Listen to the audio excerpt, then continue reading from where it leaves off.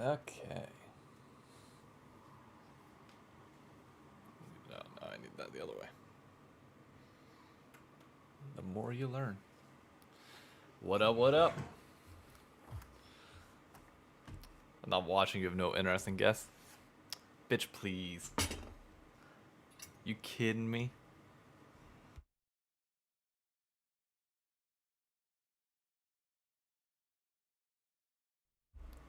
I heard he was so much of a C9 fanboy that they could only have him on twice a year.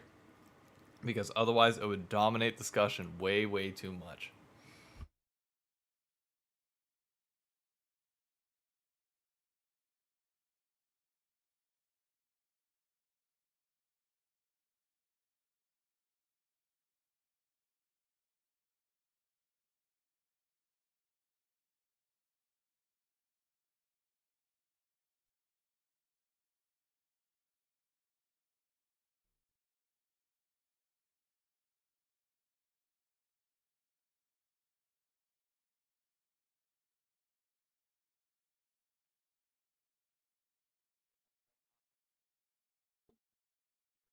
Hello.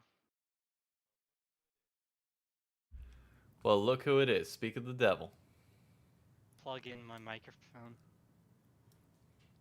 And does this one sound okay? I might just use this one.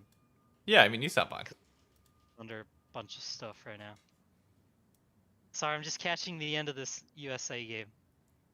Wait, soccer game or Yeah, this is a big qualifier game.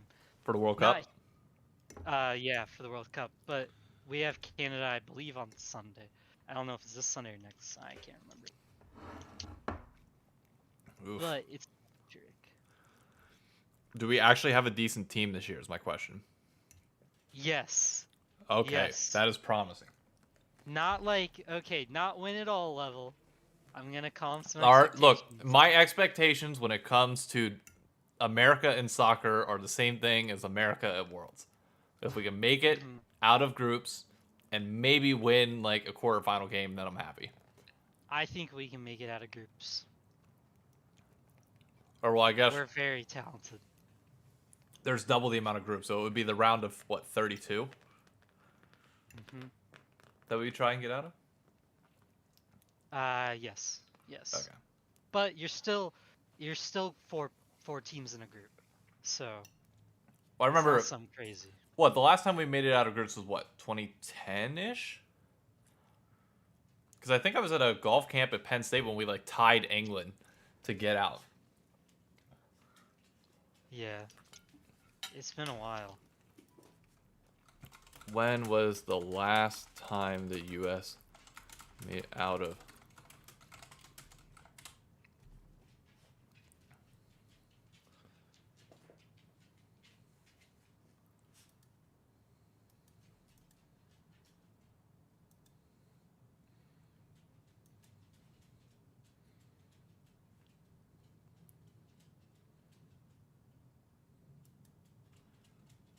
But they're up 1-0 and Mexico right now is down 1-0 against Jamaica. So things are looking good. Very good. Oh, in 2014 we made it out of the group.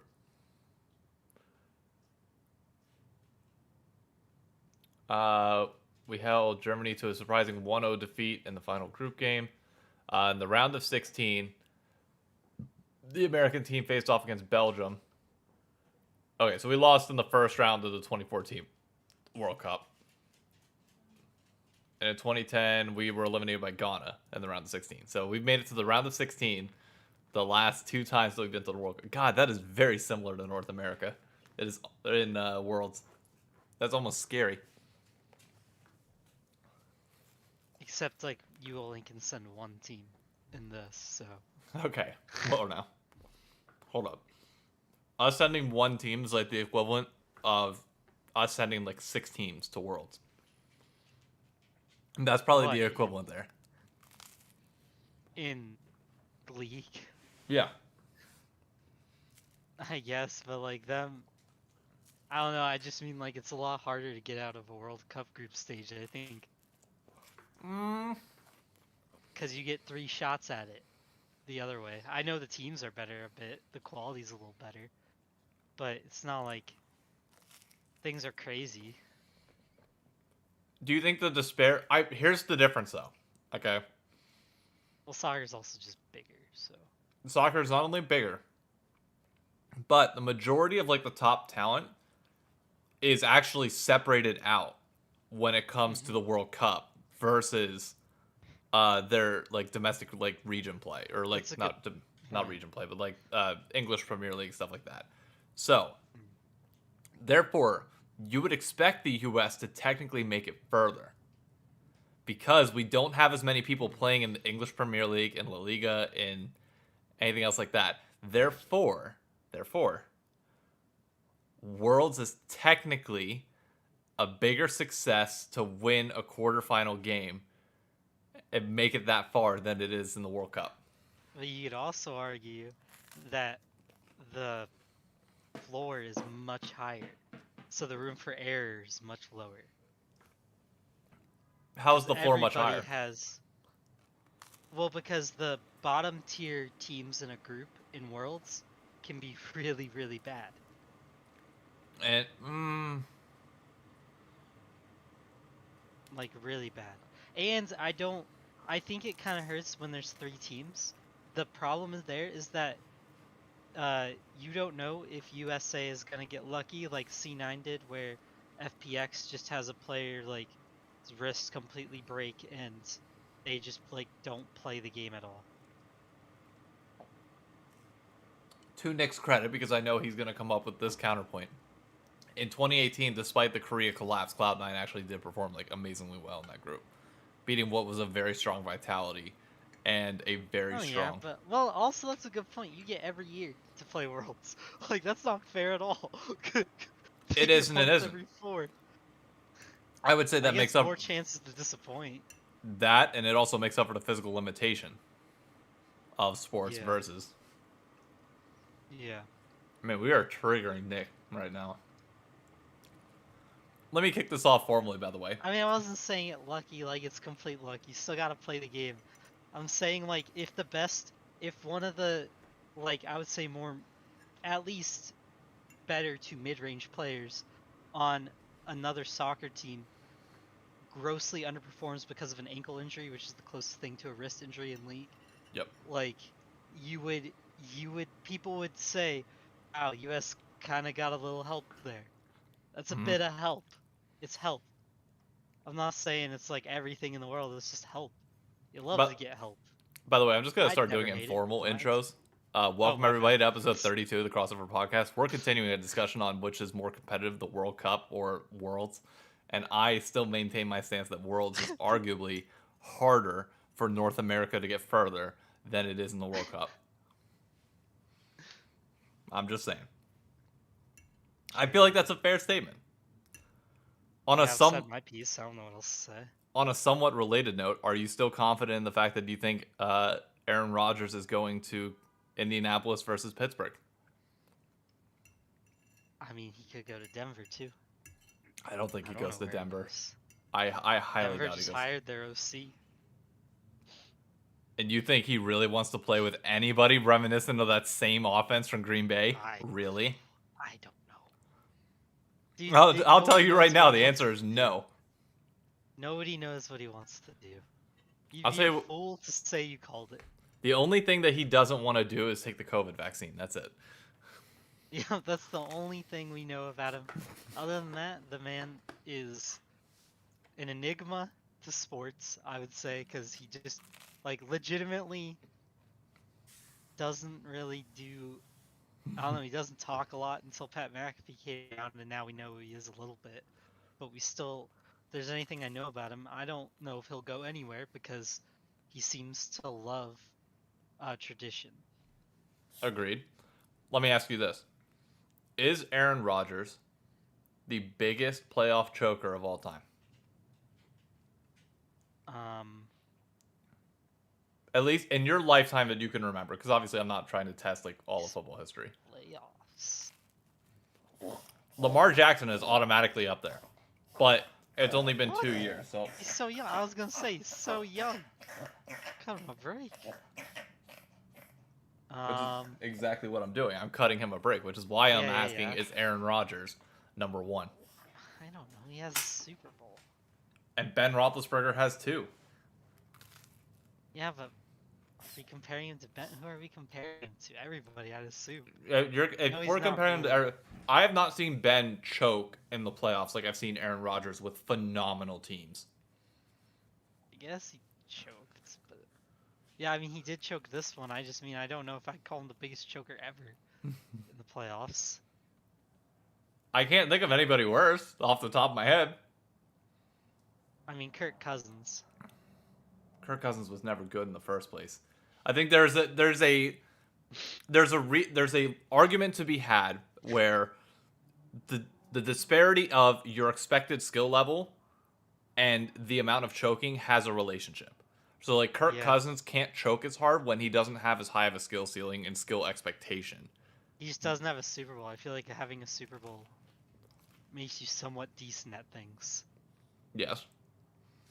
So then I'll relate that into this. Hmm. How bad was the 100 Thieves upset this past weekend against Dignitas in terms of choking? I don't really care, if I'm being honest. I think lock-in is cool, but I don't think lock-it is something that will be remembered by midway through spring split. And if your team wins lock-in, uh, I guess good for you, but nobody cares. Like, I don't know how else to say that. Like, it's just more of a. I'm disappointed in them, I guess, but I don't think it matters. I don't think they really. I think they did choke. Like, Yeah. don't get me wrong, but I think they just had a bad day. I don't think this makes Dignitas a top 5 team and the 100 Thieves the bottom 5 team. As a fan of 100 Thieves, and somebody that is going to arguably be more critical of them than you will, to a certain extent, True. I will say this. There is a certain caveat to be written off purely because River came in and you can't study River. Like the amount of practice, the amount of scouting that goes into lock-in is drastically different than what will go into a playoff series. That said, the way in which 100 Thieves lost is beyond concerning to me. Like really, really concerning. Because it's not like they were picking different champs or trying new things. They were playing a similar style to what made them good in the first place. In a meta that should arguably favor them more. And they looked worse. And they also, I guess another point of concern would be that they weren't behind. Like, they weren't terribly behind No. game 1. They had a decent lead, I think, or at least tied in gold for most of it. Mostly tied, because Like, while the bot lane was getting absolutely cucked, Closer was still popping off to a certain extent early. yeah, it's just weird though. Like, I don't know how to say it because I know Closer's a good player, but it feels like somewhat he's getting trapped in this Viego cycle. Yep. Like, he can't seem to find a way to play without it. And they're, but I just don't think they're going to be bad forever. But I will say I agree with you. In some ways, that was a very bad loss. And it didn't look like Someday was doing himself any favors. The bigger thing that concerns me here, and by all means, I will still have faith in Papa, and if he, for some godforsaken reason, ends up seeing this, please understand that I'm not flaming. I'm trying not to flame management all that much. But it is egregious to me to a certain extent that Someday got 99% of the playing time in the one scenario where it makes the most amount of sense to play Tenacity. Mm-hmm. If you are truly splitting time, you would have split it evenly. And they didn't. The second something went wrong, he got one game, and Someday was automatically back in. Yeah. Like, if this is a case where you are having a 6-man roster, but the focus is the primary 5, that's a 5-man roster with a substitute. That's not a 6-man roster. A 6-man roster is legitimately rotating between the two on a consistent basis. True. And he got no time in a best of 3, and he got 1 game out of the 4 in group stage. True. That concerns me that either A, something's going on internally that it's just not meshing, or B, which I think is the bigger thing, I don't know if management and coaching is handling the 6-man roster appropriately. Yeah, that's actually really true. I mean, all those points are good because like their biggest issue really seems to be that they don't really have they don't want to play uh tenacity. Yeah, I don't know why I just got him and Kenby really mixed up in my head and I could not sort it out. But they don't want to play tenacity in important moments, it Yeah. feels like, or in anything that has any weight behind it. So it kind of worries me that they're not actually splitting time at all, really.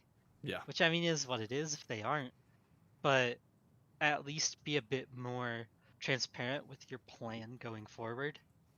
Because so far the only game we've seen him in was against the worst team they could find. Yeah. So I am interested in how they do it. And it's not like Someday is playing like an absolute rock right now, so I don't really No. know what they're doing with him. That yeah. let me ask you this, because I'm curious to know your thoughts on this. It seems like the general community sense after listening to Tim from Oracle's Elixir, listening to The Dive, listening to Hotline League and a few other places, it seems like a lot of people are putting a good bit of blame on Abadage for underperforming this tournament, which I entirely agree with. Mm-hmm. It doesn't feel like, to me, it feels like with the TP changes, now is a better time than ever that you put in your dominant laners. The person that can generate you a lane lead and then snowball it from there if at all possible. Yep. Who would you rather have in lane to try and get a lead? Someday or Tenacity? I mean, tenacity. Who do you Well, have I more guess you'd. who do you have more faith to take that lead in lane and win with it? Someday? I've seen enough of Sunday's career to know that him with a lead is not always going to translate to, like, some days peak in the LCS specifically, and looking at last year, was mitigating pushing lanes. Yeah.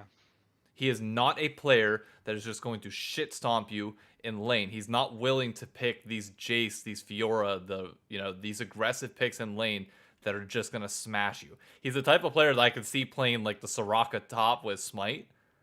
I could see him playing that well for some reason. Yeah. But I'd rather have, like, the diversity in picks that are offered by Tenacity in a meta where you don't have to worry about TP flanks, and Closer's already hanging out mid and top side right now. He barely went bot all that much. Yep. That seems to play well into his style. Does.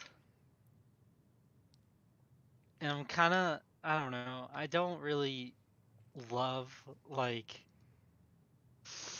I don't love either though. Is that okay to say? That's fair to say. If you truly don't like either, then you don't like either. Well, like, my thing is right now, I don't think Someday is bad. I still think he's fine, but I still need to see Tenacity prove it. That's the only reason I can't, like, commit to saying, oh, Tenacity, like, I want Tenacity to take his lead and expand upon it, because I don't know where his kind of ceiling is. Yeah. You know what I mean? Which So is hurt by the fact that he only got 1 game. Yeah, he got 1 game. Like, there's nothing you can do with that, and there's nothing they can do with that. No, Like, not at all. scrims are not stage games. People play different. They play better on stage. So I need to see that. And they're just not giving it, which is strange. I mean, very strange how they just refuse to do anything there. But yeah, that's really all I got on that. I mean, besides Avadage playing pretty bad, Bottom lane wasn't really looking good. Like No, Neo was that was doing a a little little bit too worrisome. well. Yeah. I mean, overall, it just looked like an off day for him. And I mean, we'll see if that continues into spring. If it does, I would say around week 4, if they still haven't figured out how to like get things going, that's not great. Here's It's my not great thing. at all. I get that you want to say off day, but that's 2 off days out of the 4 days that they played. Oh yeah, The because they the lost off that day other against game. FlyQuest, the off day against Dignitas, and then on days That's against true. Cloud9 in the first day. So you 2 out of your 4 days were off days.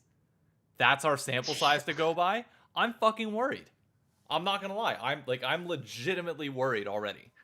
Yeah, I feel you, because all their losses came to bad teams. Yeah. Like can they turn it around? Sure. But like the problem is this is not a roster that we're expecting to magically get insanely better by the end of the year. It's not a roster that like we have proof over time that their macro decisions in the mid game when at an even or behind state are not great. In an LCS that has insanely buffed up its talent this year by the fact that TL is subbing in academy players and still smashing people. EG looks phenomenal. Cloud9 is playing well with their academy roster, let alone the fact that Korea 9 just got in. Like, Yeah. okay, we're back. OBS reconnected. But Ah. yeah, in a league where it's like everybody has stepped up and we've seen enough in lock-in to know where this year is headed. Mm-hmm. I'm not like panicking. There were people saying that like Abadage needs to be dropped. I'm not there. I will definitely not be there until the end of spring. But Yeah. I'm raising more red flags than I think people were giving the flags credit for.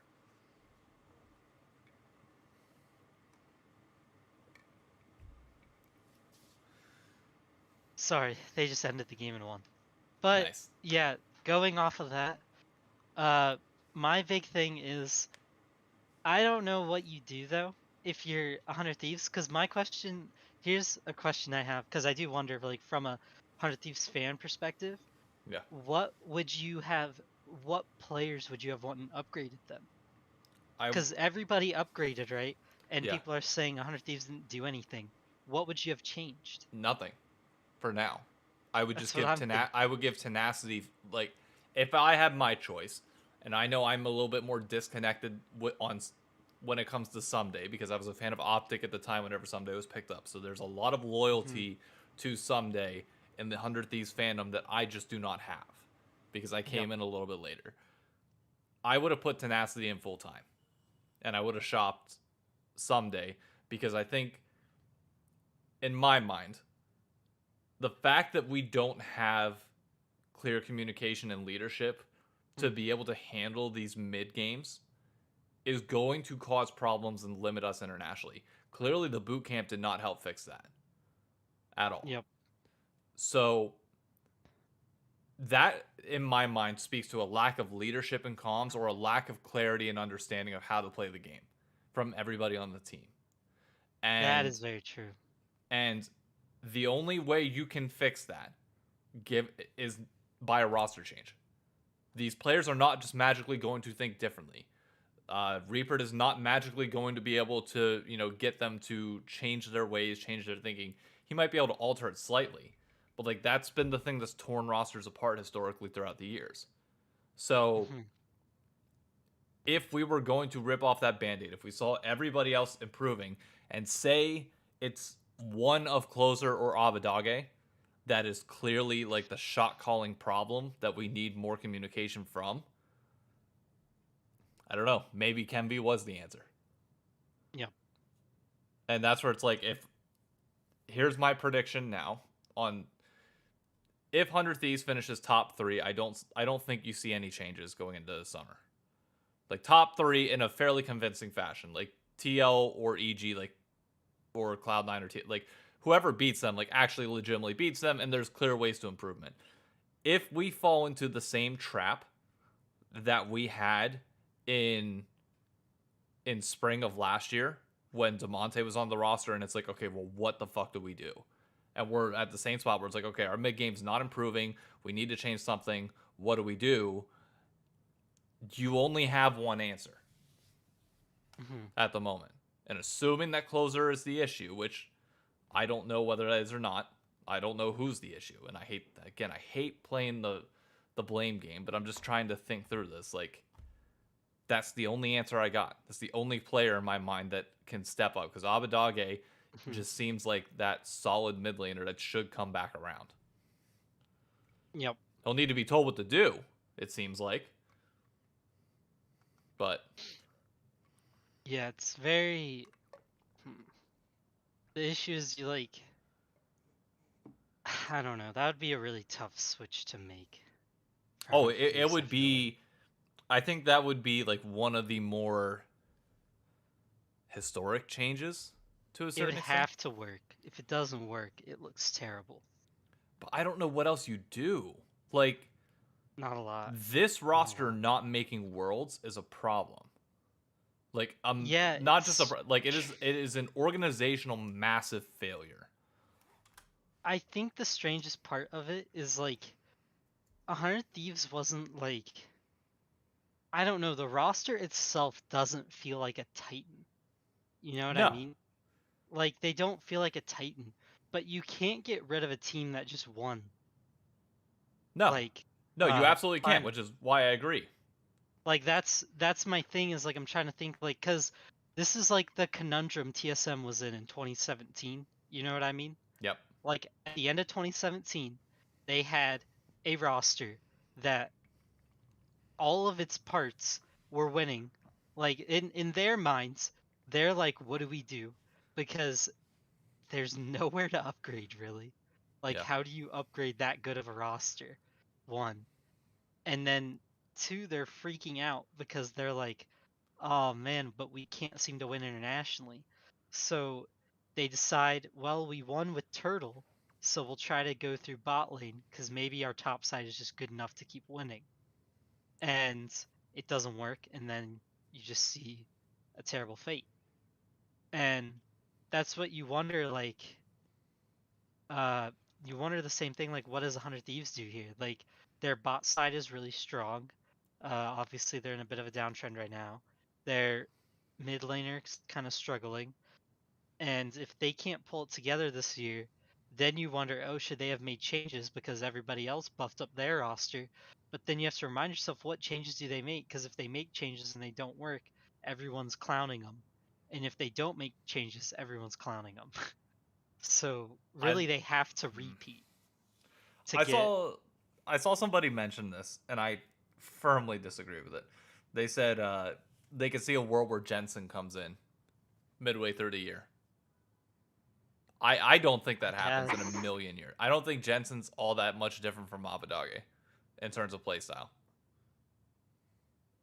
I don't think you're really upgrading. No, and that's not like, it's not, unless Abadage, like, if this performance continues and say like he truly like falls off the map, he had like a mental boom, and you know something extreme truly did happen in the off season, then like sure, I get it, but like we have no again, we are really like going down like the rabbit hole of like overreactions here, but just like, yeah, I don't feel like in general, like, to kind of close this off to move on to TSM and Cloud9, because I want to mention this real quick. I just don't feel like people are truly respecting the red flags that we're seeing early on. They're just like, oh, it's lock-in, it doesn't matter. Hopefully they'll rebound. It's like, no, let's lay out the severity of this, because if it does get bad, I don't want this to be a severe jump of like, oh, we didn't panic. Oh shit, bottom just fell out. No, we should be here, not here, so that if it gets here, it's a much smaller step down. If that makes sense. Yeah. I actually see what you mean, yeah. I mean, it is like, yeah. That's about the most positive way I could see it being spun, you know what I mean? Yeah. Sorry, I just especially with Cloud9, as Nick pointed out in chat, Cloud9 got all their visas confirmed today. They will be in North America for the start of the split, which means I hate to say that I'm like not excited for lock-in finals this weekend. I am to a certain extent, but like the confirmation that LS and Cloud9 are going to be here now just makes me even more hyped for LCS Week 1. Like I really want that to get here soon. Because we'll have in Week 1 we are guaranteed to see 100 Thieves versus Team Liquid. That is guaranteed to happen. They haven't released the schedule yet, but the prior finals always happens again in Week 1. Okay. We are likely. I doubt we see Cloud9 TSM. They always save that for like Week 2, Week 3. But there's a world where I see like Evil Geniuses versus Cloud9 or TSM Week 1. Yeah. And that's gonna be a pretty interesting matchup. I hope CLG faces TSM Week 1. I want that so bad because now with the Spica Luger drama, which for those that don't know, Luger flamed Spica in solo queue. Spica snapped back and was like, "I'm gonna shit on you in the LCS. Get ready." Yeah. And now we got drama. So I'm praying like first day. If we have TL versus 100 Thieves, give me EG versus Cloud9 and give me TSM versus CLG. Yeah, Bam. I don't think like instant bangers. I don't think they actually hate each other too bad, but it would be hilarious to see who wins. No rivalry ever hates each other that much, but the fact that we finally got shit talking back just makes me happy. No, I think back in the day, like CLG Double Lift and TSM genuinely hated each other. Yeah, okay, yeah. That is fair. Those two sides, like, genuinely, when they were beating each other, were like some not shaking hands sometimes. So, do you and think cost a whole manifesto? That is true. Do you think that there's a chance that Bjergsen and Jojo Pune's rivalry possibly gets there? Because Jojo already laid the foundation this week. He had an interview with Travis Gafford where he notably called out Bjergsen saying, "This is your king. This is the guy that I'm supposed to look up to and respect." And he was nothing.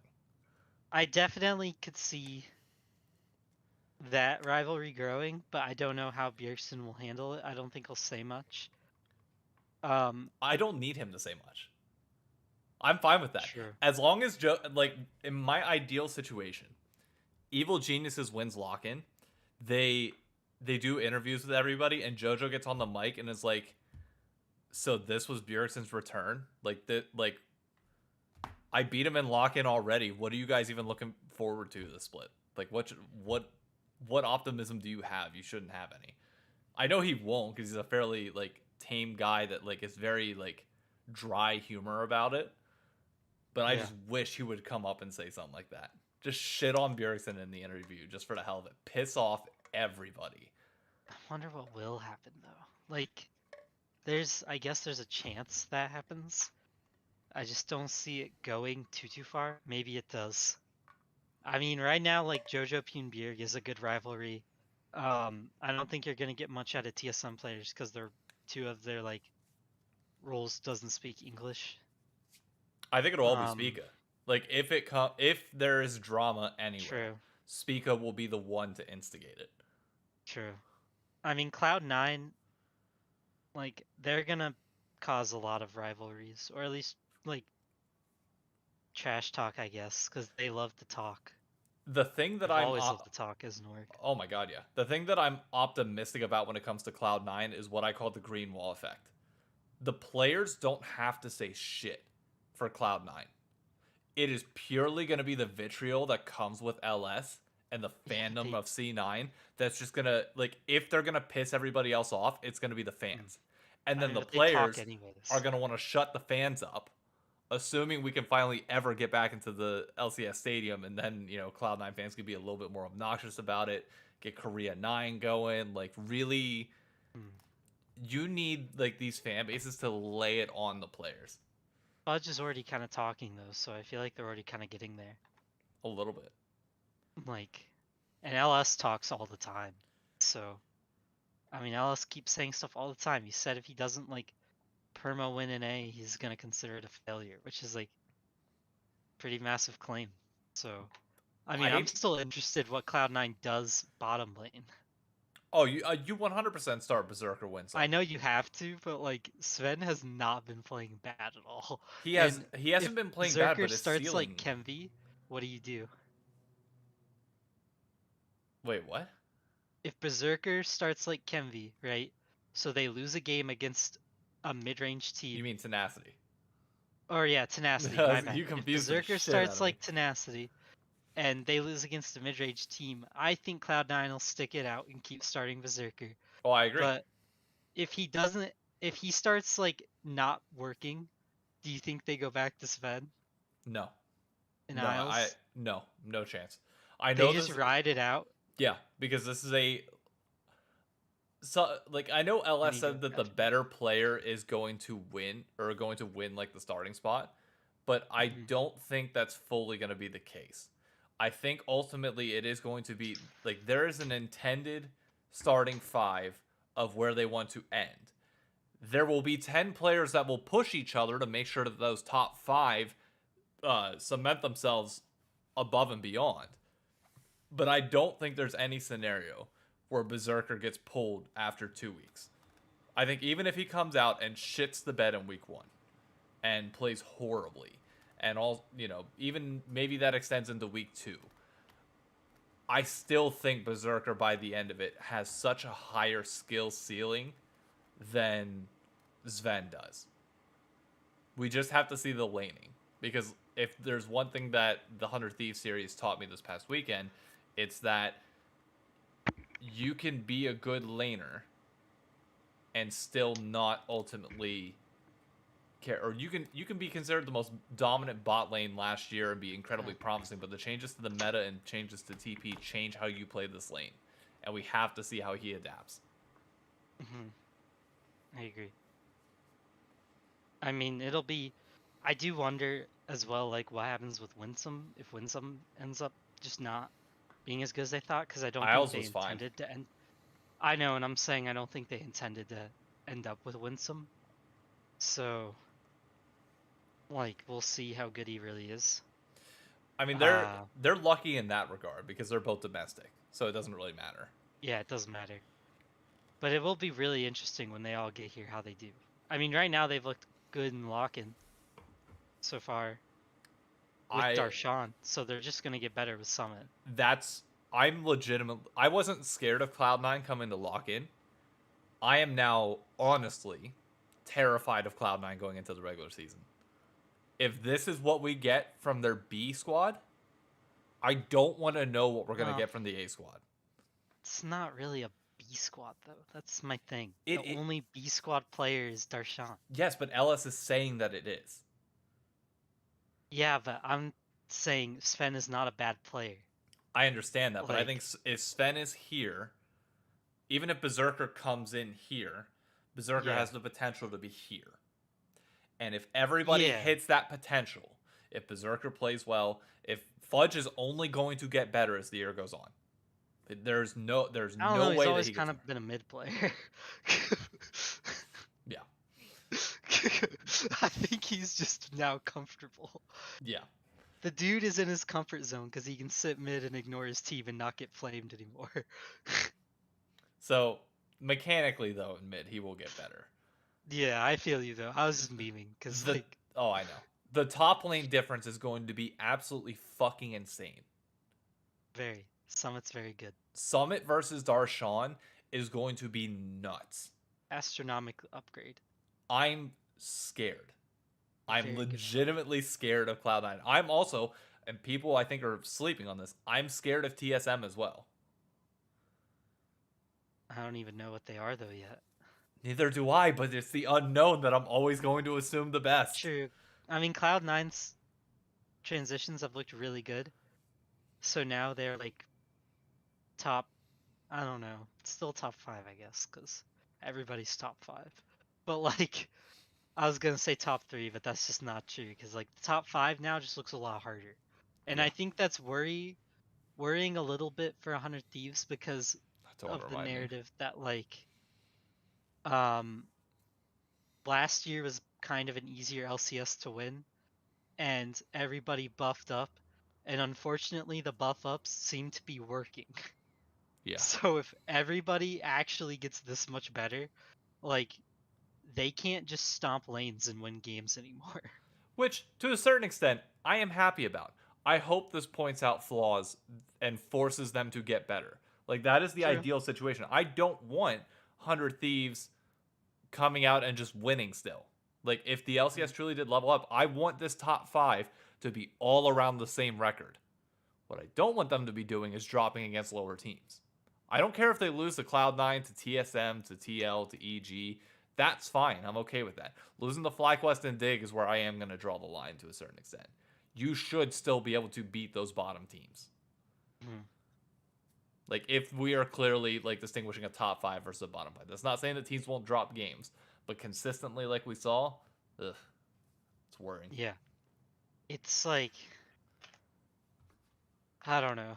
I mean, these top 5 teams, the biggest issue I want to see is how they all like kind of push each other, because I feel like it's gonna go really quick. Like it's gonna be really fast. Games are gonna be seems like games are gonna be a lot quicker. I think that hurts TL a little bit. Yeah, Well, I'm absolutely. not sure yet with Cloud9. I don't know if they speed up or slow down with the upgrades. That I am Cause curious about. yeah, I feel like they should play fast, but I don't know because now the LS will be here. I wonder how that changes their speed Yeah. to the game. But they overall look insane.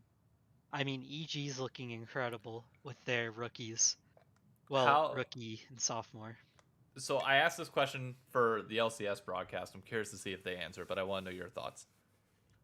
What does Jojo have to do on with this EG roster to secure him as the best LCS rookie ever in your mind? Like, what does he have to achieve to hit that point? Win LCS, I'd assume. You think is there any say he comes in second? Is there anything that he can do at like Worlds that cements that for you, or does he have to win LCS to be the best rookie LCS player you've ever seen? I mean, if he does something absolutely astronomical at Worlds, I guess that could do it. But I think you have to win LCS. Cause I'm trying to look where it would be. Um, what would Bjergsen do his rookie year? I don't remember. Yeah, because I feel like that's Now that you say that, the one I would Bjergsen. put him against is Bjerg. Like Here, I'm checking Bjerg right went now. crazy. So Bjergsen joined TSM in 2013. Yeah. 2013 season. Or 2014. Yeah.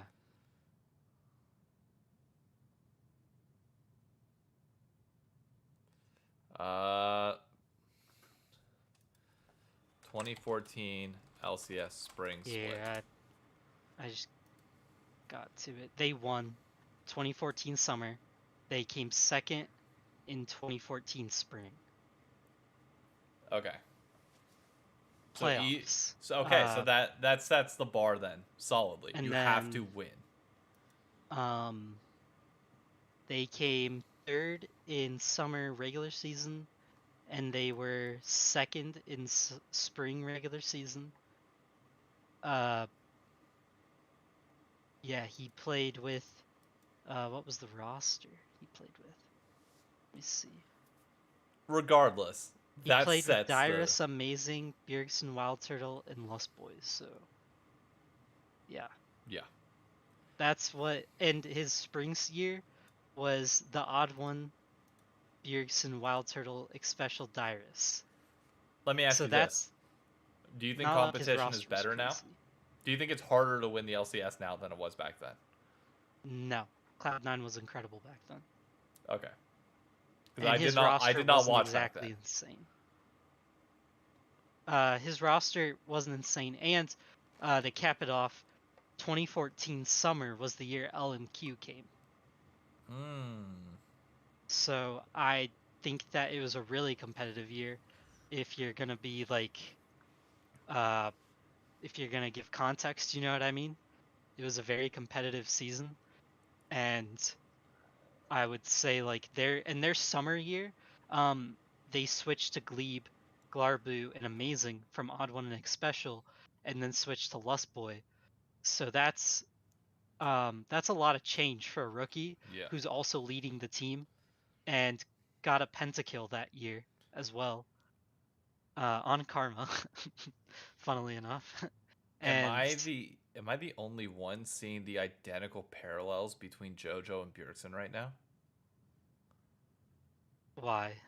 Which ways? Think about this. Bjergsen comes in uh Mhm. with a team full of kind of not I wouldn't consider any of those players like rookies, but like they're lesser known qualities that have to prove themselves against the big Summer, dog that yeah. is Cloud9. Evil Geniuses comes in with lesser known quality or lesser known quantities compared to what people would consider the super team and like Team Liquid, the defending champions and 100 Thieves. Yeah. If JoJo wins this split and you throw in LMQ as the equivalent of Cloud9 and TSM right now, where they're basically importing around the same philosophy just within the rules this time, in the same way that LMQ was in the rules last time. If JoJo wins Summer, it's literally identical to Bjergsen. Yeah, because you would have top laners, a vet who is stable, Dyrus and Impact. Jungle is a new European player who's very talented, inspired, and amazing. Um, Promising young ADC and Wild yeah, Turtle and promising. Danny. Yeah, and It's then support literally Lust Boy and yeah, it's literally 2014 TSM for EG. yeah. Except they like did it in spring and summer. Bjergsen did all this off of just summer split. Spring split, he had Odd One who was like who was on his way out, and Yes. Nick Special who was on his way out. So it's Which kind of to me, and he carried them the second. That's insane to me. But I will say the competition went way up in summer, and that's where he got better teammates and performed better because spring did not have LMQ. yeah. So the realistically then, Yeah, like realistically, Jojo Pin would have to do that to be the best rookie ever in NA, which which is I a massive ask. oh, like Massive. I just want that storyline though. Like I think it's healthy for NA if we Very. can get that. Like it's insanely healthy where you finally have this young player that you can build a story around, and you have proof that like the development systems and academy systems within North America can work. It'd He's be not the great. only rookie as well that could end up getting that honor. There's also Berserker who could The problem though have is the series of his life. I know mid is a more popular lane and more it's not impactful lane. that. It's just that like the different like while I appreciate Berserker, say Cloud9 comes in and wins. I appreciate Berserker coming in, buying into North America's system. Hopefully he stays here for a long time, gets his green card residency, stays in North America, ends up loving it, and becomes an integral part like Core JJ is. That is different though than a kid who grew up entirely in North America. Well, you're comparing him to a kid who was from Europe, so JoJo's from Europe? no, Bjergsen. No, I get that. But what I'm saying is like Yeah. it is more similar growing up in Europe and America than it is the comparison between America and Korea or China. Well, I'm just meaning like I think it would be very reminiscent of Bjergsen's like story to Oh yeah. have a Korean or Chinese kid. Like Quado, if Quado was the one to do it, Yep. Quado or Berserker, that would be like Bjergsen. It would. A rookie import comes in and just takes over. Yeah. I don't think Quado's that guy. That's not his play style. I guess But JoJo would be more equivalent to Doublelift then, to a certain extent. honestly, yeah, in a lot of ways he would. But I think it's better to compare him to Bjerg for fun Yeah. sake and stories. And him and Bjerg are a great comparison.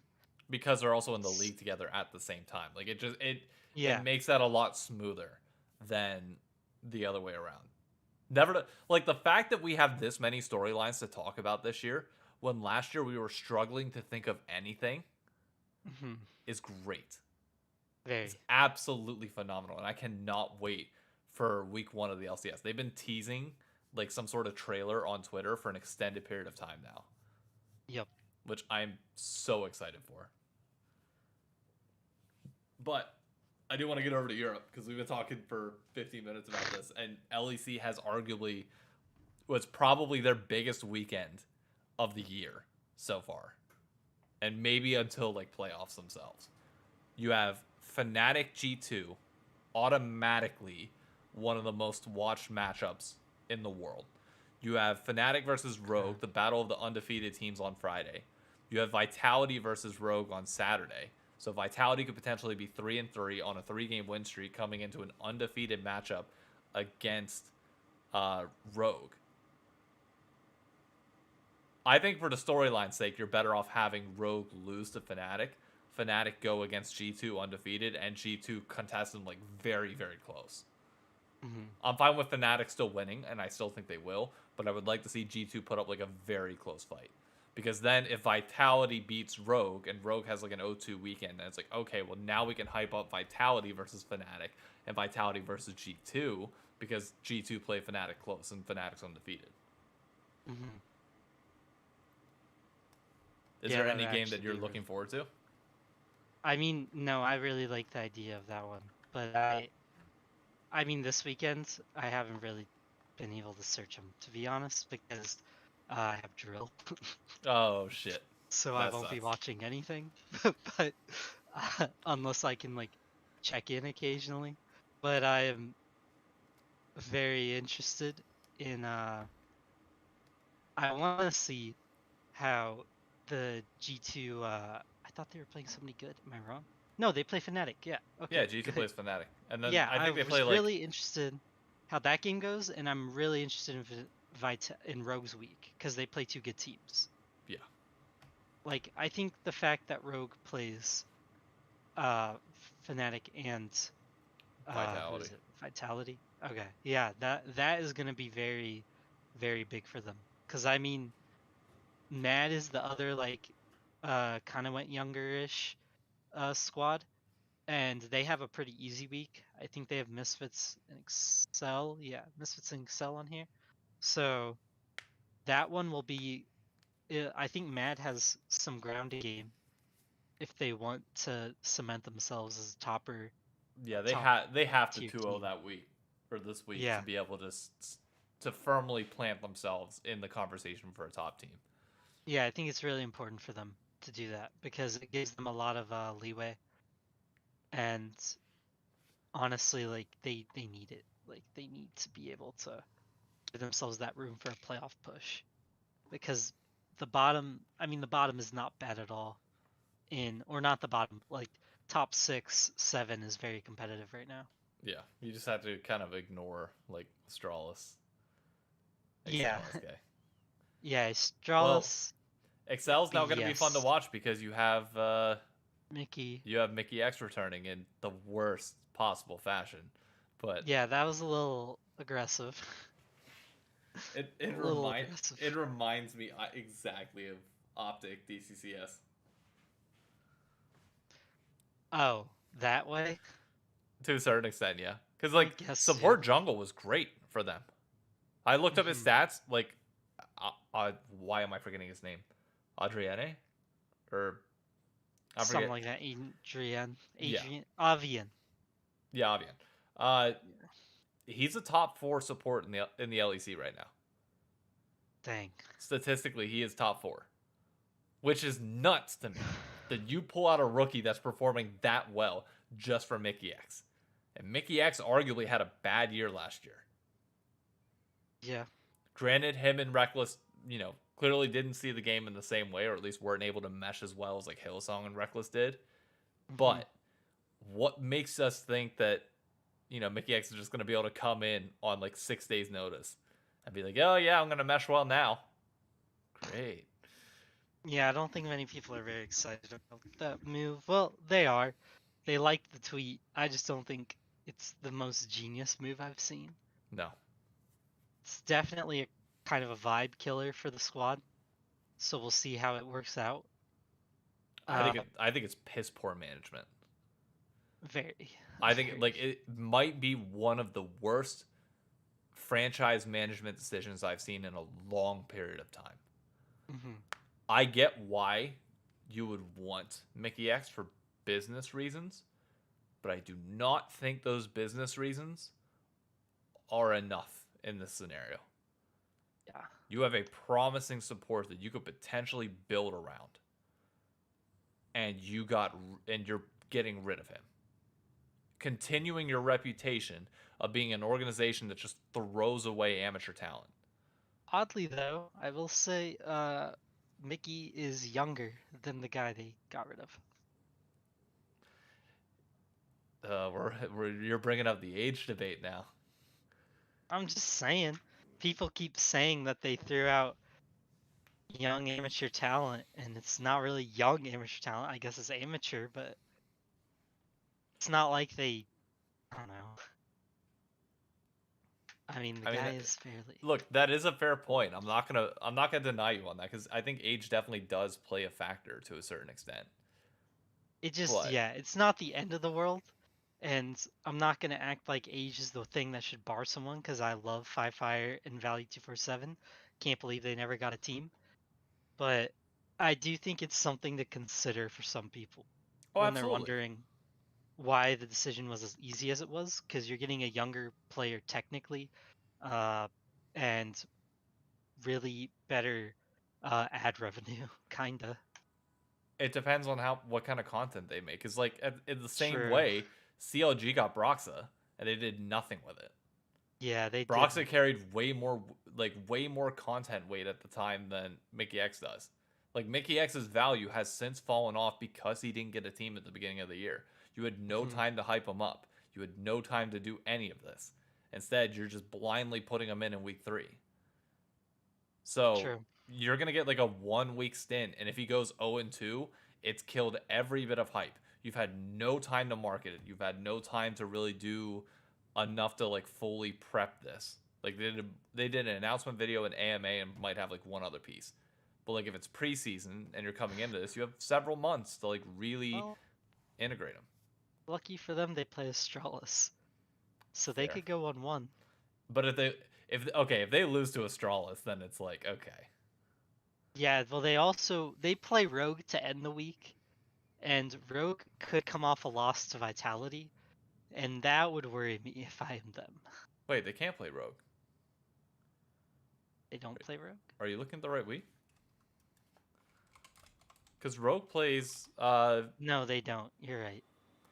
Oh, I was looking wrong week. Yeah, you're right. They play Mad Lions to start the week and Astralis to end, so that's good for business. Great Okay. for business. That's good for business because that means they end the week strong. Hopefully. Hopefully. Hopefully. If they If lose, they then lose both games, they're hit hosed. the Like panic blow button. it up. Like just start smashing it. Try and like. Don't yeah, don't hit the panic button, blow it up. Blow it up. Like it didn't work. It was a fun idea. I mean, not fun to me, but it was a fun idea and it didn't work. Blow it up, call it a day. It didn't work. Give it up. This is where you give it up. These And are. yeah, the rest of the matchups really is just like, I don't know, I'm curious what GT does because they could come out of this weekend really host. Let me I ask mean, you. Misfits as well though. Let me ask you this because I want to get your final thoughts on this. Hmm. You are the owner of. You are the owner of Excel. This option, okay, you had the option to pay probably more for him at the before the season started and pick up Mikyx X. They obviously got somewhat of a price drop on getting him now, but obviously he's still going to cost more than Avian is. Do you approve of that pickup? Like if that offer comes on your desk and you are the owner, you are making the brand decisions for Excel, you are thinking long term and short term about this. This is your team. What are you doing?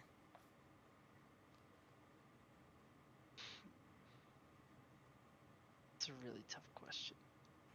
I think if I'm him, Um, well, you've already committed to Advian, so I would stay with Advian. If I own the team, I'm Yeah. leaving this roster as is. Uh, if I'm him, like to start, I don't think I would have done this roster the way he did it. All things considered, you know what I Yeah. mean? Like, uh, I know they didn't want to shell out the money. I think it's really strange to buy Mikyx at this point. I think it's a waste of money more than anything. Agreed. It's just a waste of money. Like, because they still gotta pay his contract. Yeah. You have to pay both Aviane and Yeah, Mickey X. Now, yeah. praying to God that the players have After paying decent for the lawyers. buyout. Yeah. Pray to God that the players have decent lawyers and he's not losing that much salary for getting benched. Apparently he did. From what he said, he does. So, When are the quick side tangent? When are these players gonna finally form a goddamn union? We are so long overdue for this.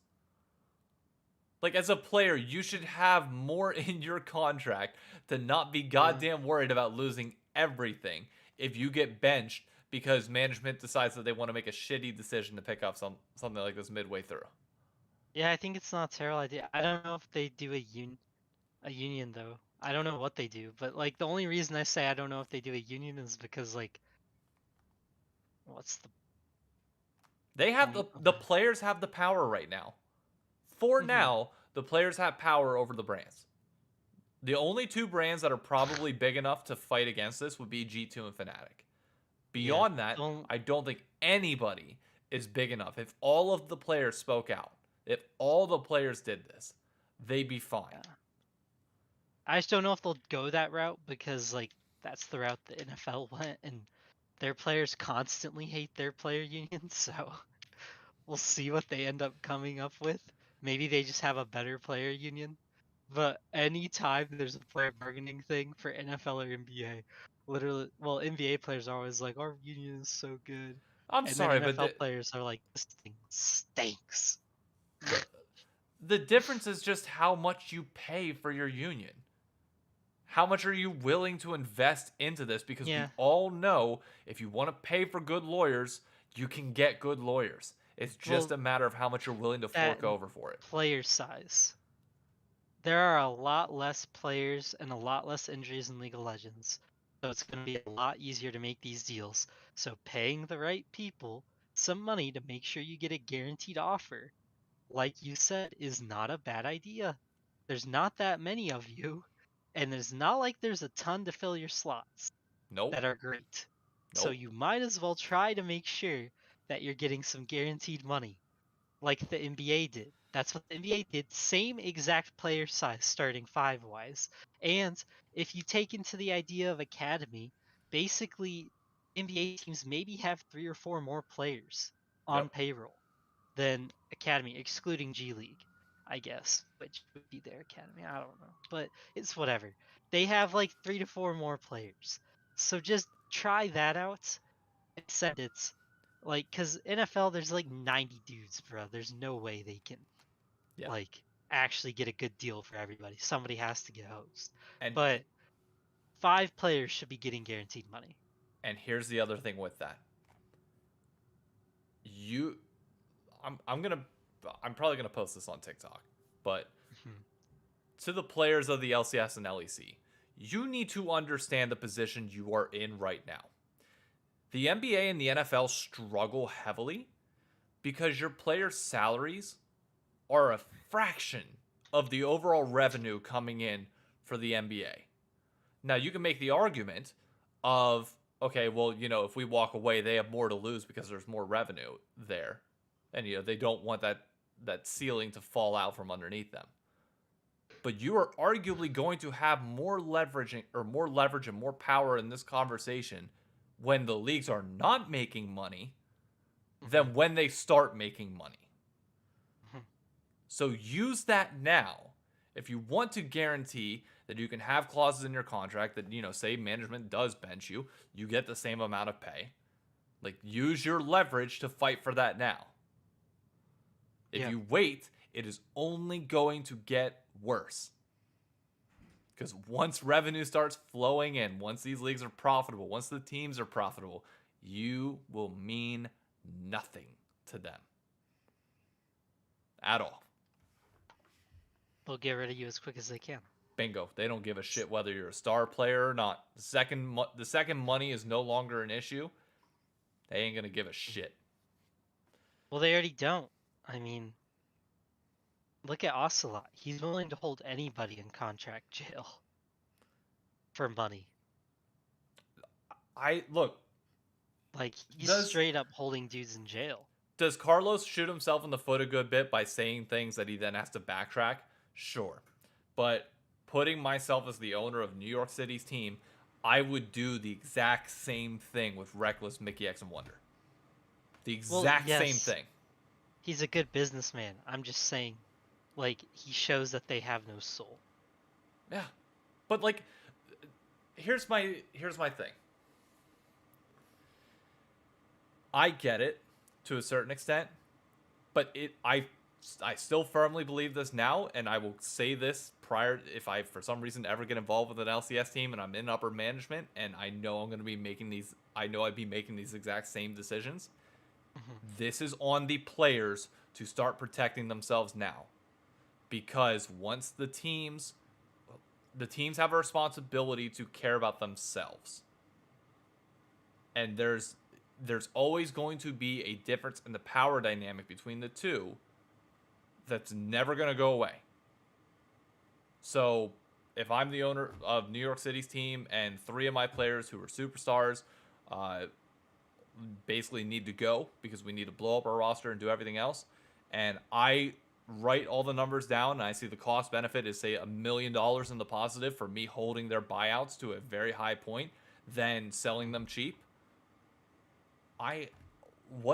unless the player is like so integral to our fan base and like the status of our team to the point where like it would like severely tarnish our brand forever to do so, I'm going to make that decision 10 out of 10 times. Because you look across the pond and you look at Bjergsen, TL was willing to pay the price.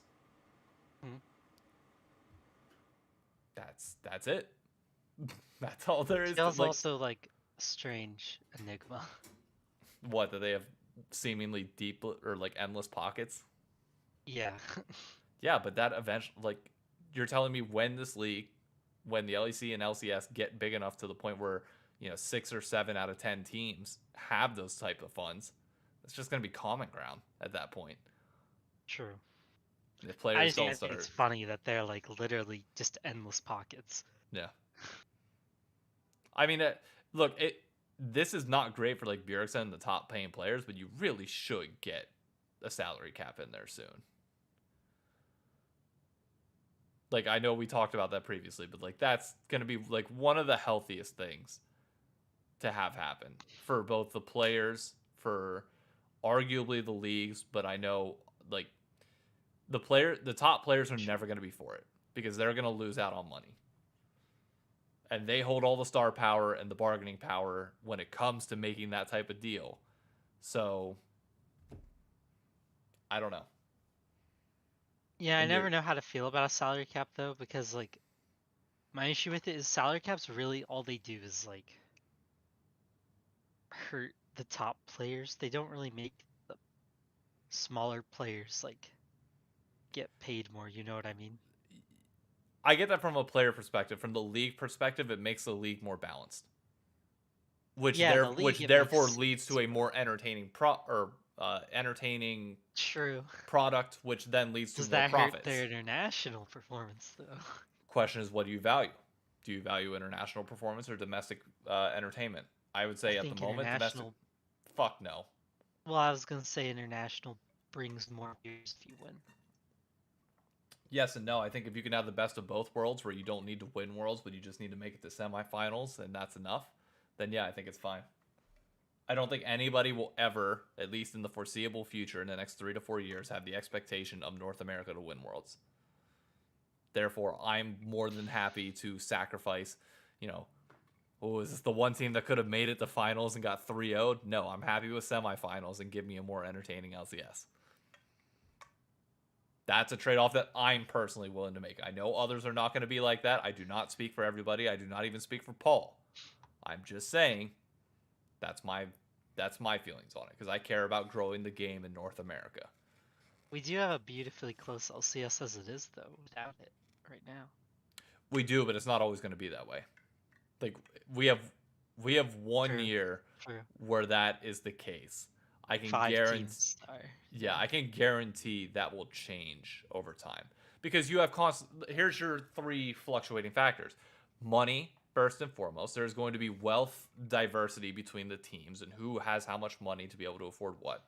2 is going to be the players. It depends on how many players you have that are of that caliber or that you have access to, which depends on rotating contracts of 3 to 4 years. Now you have talent development and how easy is it to access talent, which for TSM, this might be the last year that you get a chance to bring in kids in China or like the younger players from China because of the changes that the government made. So you're restricting that now. So that's going to limit your options as well. So your talent inflow is going to be different. Under 18, you're not allowed to play like competitively. Oh yeah. And like, you know, all the issues with like playing time, stuff like that. Like there will still be a development system, but like it's going to be like way more like hushed under the radar, hide it from the government, therefore hide it from North America. Because if we know it, then the government there knows it. So it's like there are a lot of factors that change that. We are lucky that everything aligned this year to the point where we have an insanely competitive LCS, arguably, you know, a higher skill ceiling than Europe at the moment, or at least projected to be higher than Europe. Even Perk said that in an interview. So, you know, count our blessings now, but it is not always going to be like this. True. Speaking of contract holdouts, and Nick brought this to my attention, and I want to get your thoughts on it. Sjokz is not on the desk for the LEC this weekend because she's still in a contract holdout and battle against the LEC at the moment. This is now the second person this year to go through this, with Cadril notably being the first. Cadril was able to get a deal signed and is now on the broadcast. Sjokz is in the thick of things, notably taking to social media to try and get some leverage, which I commend her for. But what are your thoughts? Well, she did tweet she went to social media not to get leverage, actually. Yeah, okay. She asked them if it was okay before she did it. I'm just saying that to clarify. I don't... At the end of the day, it's still, no matter what she says, it is still a power move in her favor to post it on social media. Oh, yeah. And no matter what. I enjoy what she adds to the broadcast. I don't really care about the business behind analysts and casters. Not because I want them to not make their money. I guess make your money, but like, it's not really the most... I don't know how profitable the leagues are, and they don't really put that out, so... Neither the LEC nor LCS are profitable at the moment, for context. Then I don't get how much they expect to get paid. I mean, they're doing their passion. If you're going to do your passion and your passion doesn't have a lot of money in it, that's kind of how it is. Here's where I think I'm going to defer from you on that. Talent knows that these leagues will be profitable at some point. Or you have to operate under the assumption that they will. And here's the thing. If you don't collect your bag now, if you don't start scaling your pay in relation to your individual growing size, not the size of the LEC, your individual growing size, you will then continuously be underpaid going forward. This is like the best example I can use when it comes to this is like Tony Romo when he was negotiating his contract with CBS, which I worked for CBS at the time. I did not have anything to do with this contract. I just was around when like company conversations were going on it. And it's like he shopped his options. He knew what was available. And when it gets out to social media that, you know, oh, ABC is willing to offer X amount of money, well, then, you know, CBS is strongholded into putting out X amount of money as well. Sjokz's value is likely higher than what the LEC is paying her. She's freelance for a reason because she can get opportunities elsewhere. Her brand in and of itself is insanely high. She needs to make sure she's protecting herself and getting the income that she needs now to make sure that it scales into the future. The LEC will become profitable so long as the right business decisions are made. She has no obligation to care about that at all. I just mean from their perspective, I get it. Like if Oh you're no, I get it not from Riot's, but profitable, they're not in the driver's seat on this. yeah, if you're not profitable as is, there's not a ton you can do. Like to just start shelling out big bucks. I mean, the thing is though, you can, because you can still operate at a deficit. There are not only tax advantages to that, but it's just general, like, almost every company operates at a loss for an extended period of time until they become profitable. I forget how many years was Amazon, unprofitable. It took 14 years for Amazon to hit profitability. And I look mean, where yeah, they're now. fine. But the issue is, I think Amazon doesn't have owners of all their teams. You know what I mean? That's a weird little thing to add to all this. All these teams have owners who eventually want money and expect money in return. You know what I'm saying? Yep. Like NFL owners nowadays would be like, why? Why are we not making money? Like they'd be losing their minds if they were not making money. And I know the NFL's been around forever, so that's their thing. But like at some point your owners expect a profit, and I don't think the owners really care if she's there or not. I'm gonna be honest, because they don't even care if the players get to the right team or not. Fair. And that's who you have to keep happy. Like I know it sounds upsetting to people to say that the rich businessmen get to make decisions at the end of the day, but that's just how life is. Yep. Like, That's how business works. yeah, at some point the rich dudes expect their money back, and they're not giving it out for free. Like, they're venture capitalists. They're not venture givers. It's not what it is. So they're eventually gonna want their money back, and yeah, I hope she wins, or she at least gets her money. And Nick made a good point that um what is it? He said that she didn't ask, she just informed them she was gonna put it out, which is a good point. And then he said, if she has so many other options, then why would you tweet you want to stay in the LEC that's giving Riot all the cards in a big own goal? It isn't, because what she's saying, she wants to stay with the LEC because she wants to stay within League of Legends and the product that she has very much helped raise. The reason why this is not is because it's like, well, it's tough in negotiations. Like, her threatening to leave puts different optics on her saying that she wants to stay and Riot's just not willing to do it. Like, that's two completely different narratives in the press that drive finances and drive things a little bit of slightly different. I mean, obviously she wants to stay in League of Legends because she loves League of Legends. Like, that's her game of choice, clearly. She loves the product, etc. But I mean, it ultimately just comes back to, you just have to make sure that you are securing your bag when it comes time. And we are now at the stage where talent should be demanding the higher pay. Realistically. That's me, to be clear, that's me not simping her either. Like, I know, because there were a lot of people on social media that were just like borderline just outright like simping Sjokz the entire time. I just think it's bad business at this point if you're the LEC to not have her aboard. You could take that risk, that's fine, if you want to. You're saving money by doing it, sure. Could they operate without her? Absolutely. I think her It's just not a value, good look. No, I think her value, especially when we return to live events, is insanely high. Very much so. And yeah, you just have to kind of hope she's back.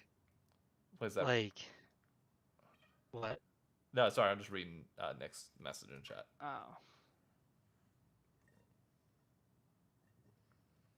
Well, yeah, either way, like, it's business negotiations. They happen all the time, and they're not really the most, like, I don't know, they don't add a lot for me as the viewer because uh, when the leagues are operating at a loss still, like, it kind of just tells me, yeah, they're being cheap because they're they're still trying to figure out like what they can get away with while being cheap, and that's why they're gonna be cheap here and see how far they can get away with it. And eventually they'll pay her, like we all know they will.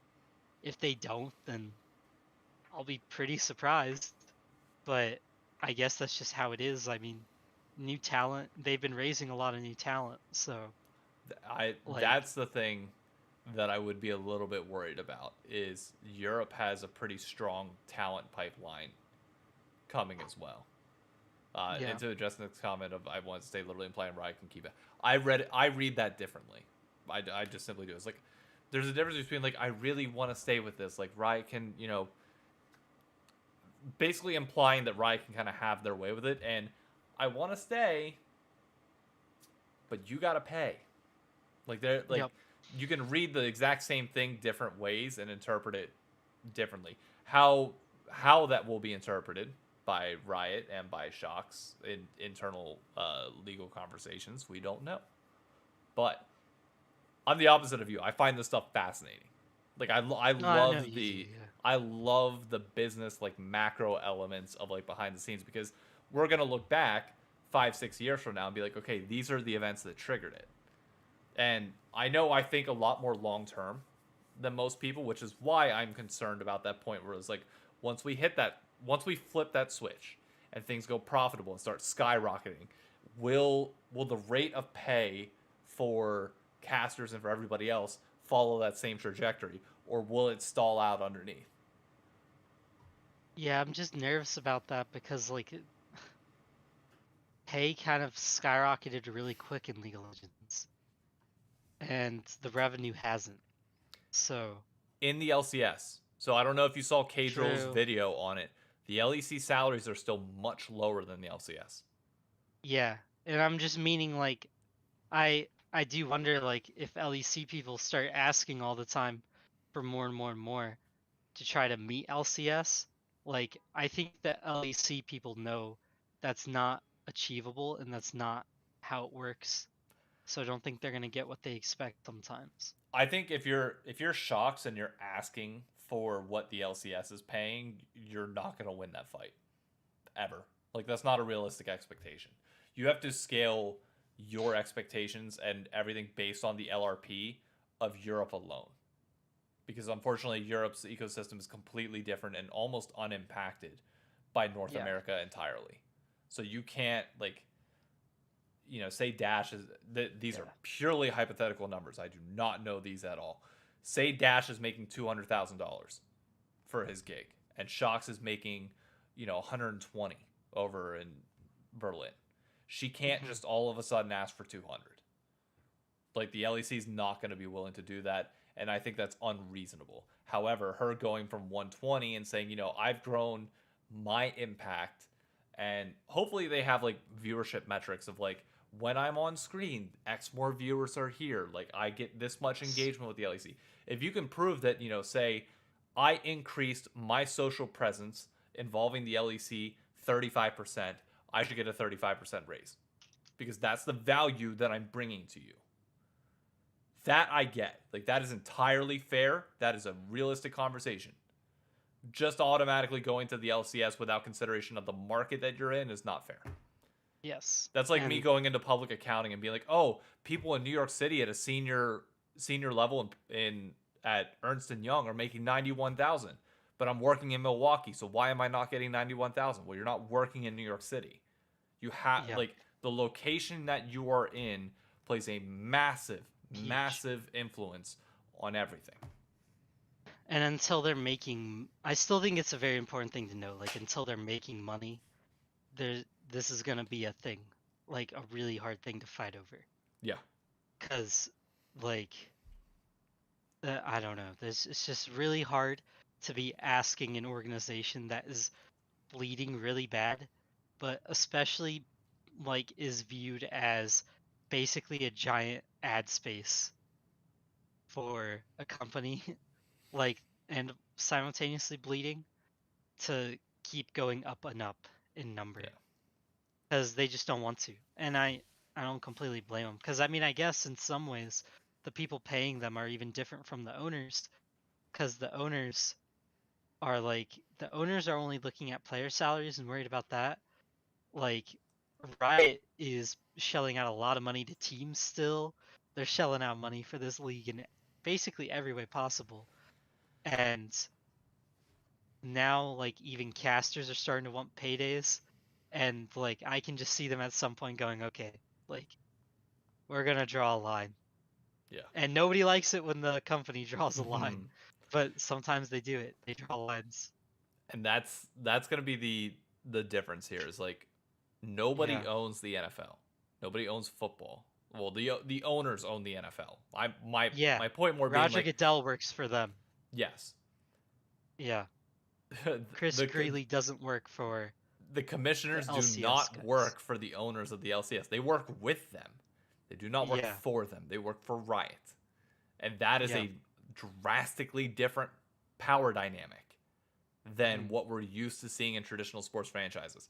Now, with that comes the argument of how much League of Legends revenue, driven by skin Mhm. sales, driven by player base, like et cetera, so like what portion of that revenue should be allocated to the LCS and to the Yes. LEC? Like that is I would kill to be a fly on the wall in those boardroom meetings because that shit has to get intense, like really really Very. intense because that's like until the media rights deals are signed and we finally say we're finally exclusive to YouTube or Twitch or something, uh, that's your rev share, and Yeah. you I mean as owners you should be able to claim that you have a legal argument to that, right? You signed up to as part of the franchise to have that right. But Yeah, and the fact that there is no rev share deal right now, as far as we're aware, is there with Twitch, no, YouTube? there's currently no media rights deal in existence for anybody other than the LPL. The LPL is the only one that has one. Yeah, that just seems like a really weird thing to me. It was in to my knowledge from what I heard from like Travis Gafford and others is like it was intentional that they left it out like that for the time being. But obviously, I would not be surprised if you see a deal signed by the end of next year, latest Yeah, I would end of hope next so. year. Because, like, the rev share is gonna not fix all problems, but it helps with a lot of them. A rising tide floats all ships, so. What happens though whenever you force the LEC or LCS to be exclusive to one platform? Oh, I mean, I don't know. That's no big deal to me as long as they're making money. hey, it's no big deal to me either, but there's going to be a lot of people that do care. Like a lot of people that care. Yeah, but they'll get over it. People who care about which platform it's on are like, they're kind of just being bozos in the moment. I agree. Like, you can't tell me that Twitch and YouTube are like so much different that it completely, unless all you do is sit in Twitch chat all day and you have no life, then maybe yeah, you Yeah. need Twitch chat. But like Twitch chat during an LCS game adds very little. Oh, I've watched the LCS exclusively on YouTube for 4 years now. Yeah, it's just a better player. You can pause. Yeah, and also Being able to like pause is huge. being subscribed to the LCS channel, you get all of your supplemental content there as well. The dive, True. this or that. With for the LEC, you get Euphoria, you get like the music video stuff like that. Like all of that comes from the YouTube channel.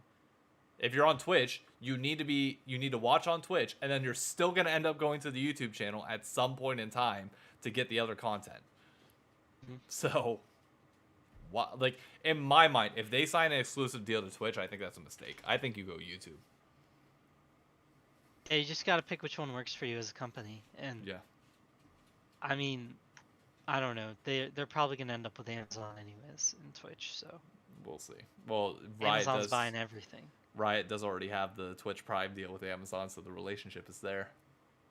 Yep. But either way, it is 10 that's o'clock. good. I gotta end this before Emily gets home. Anything else you want to talk about? I know we kind of got off topic a good bit today, but No, I feel like we hit everything. I can talk about LPL next week after I catch up. I haven't seen any of the LPL, so I have nothing I can add to that as well. LV Mao is not looking good on LNG, but LNG still looks really good, so we'll see what happens. How's Billy doing? I'm not too much sure about Billy. I've been watching Weeboo Gaming a lot because I want to see Sword Art, Yeah. and he's not playing. They're playing a rookie, so. Huh, rip. Yep. Well, that sucks. Yep. All right. Oh, dogs are about to go ballistic. Thank you, everybody, for tuning in. Be sure to Speak up. subscribe if you are not already. Like, and we'll be back next week with lock-in finals fully wrapped up and Korea 9 ready to explode. Have a good one, everybody. Good night. The love you speak. Oh, there we go. I was waiting for the love you speak. Good. Adios. All right.